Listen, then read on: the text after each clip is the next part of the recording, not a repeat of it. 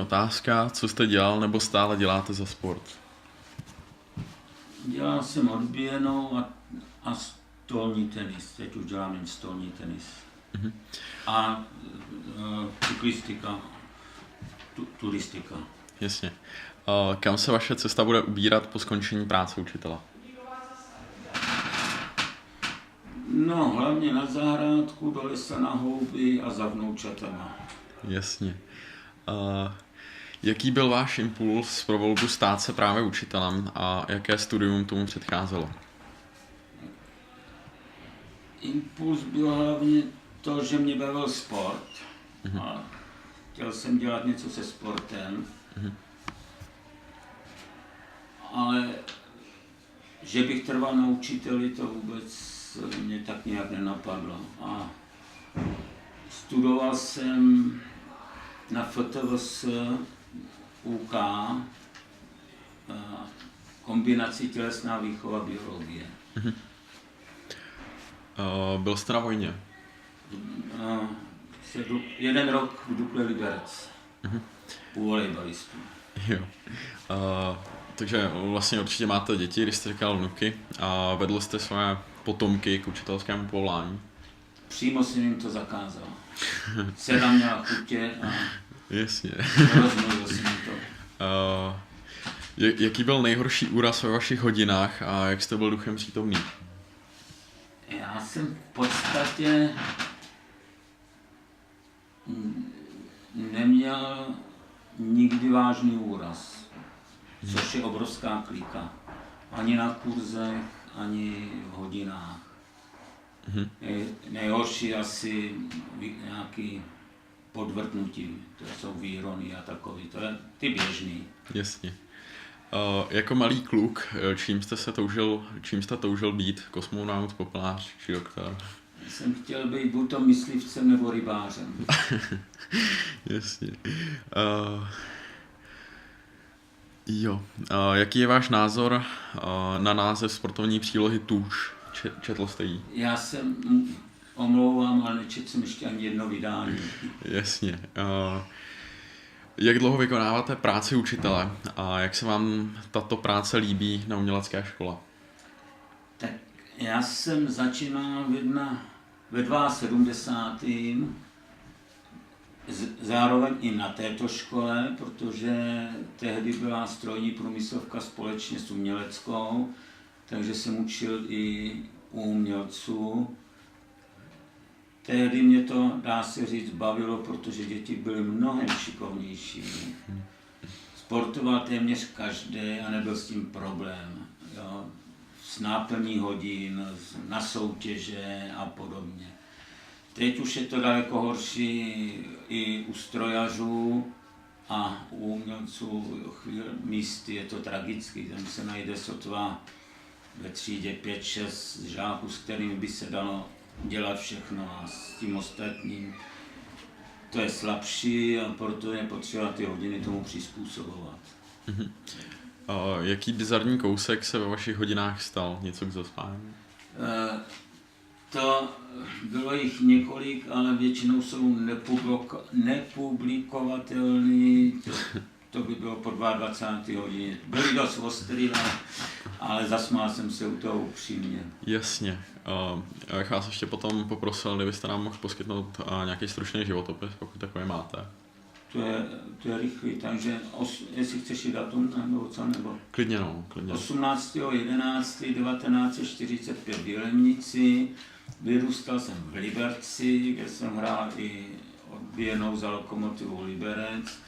Z dorostu máme stříbrné, nebo byl jsem členem družstva, které získalo stříbrné medaile na celostátním finále v odbějené. Studoval jsem gymnázium liberecké a pak jsem šel do Prahy.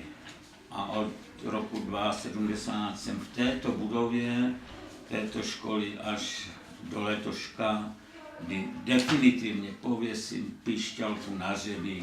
Už nikdo nikdy mě nepřinutí, abych ji ještě vzal do ruky, anebo abych učil.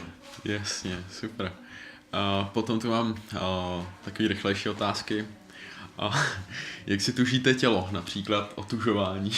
Tak to jméno tuž nevzniklo od otužování, ale na dřívějších sokolovnách byl pták, sokol a pod tím nápis paže tuž, vlastní tuž. A to, tím, že se tam objevilo jméno tuž, tak mě to zaujalo tak, že jsem se věnoval sportu. S otužováním je to slabší. Mládí, ano, teď už ne. Jo, dobře. Jaké jsou vaše tužby do budoucna? No, spíš než tužby přání zdraví, asi jako každý důchodce, a hlavně zdraví těch nejbližších, no, aby se jim dařilo. Mám 4 vnoučata a ve věku od 5 do 2 měsíců, takže budu mít co dělat. Jasně. Tušíte, kdo si falšuje omluvenky na tělocvik? Kdyby jenom na tělocvik.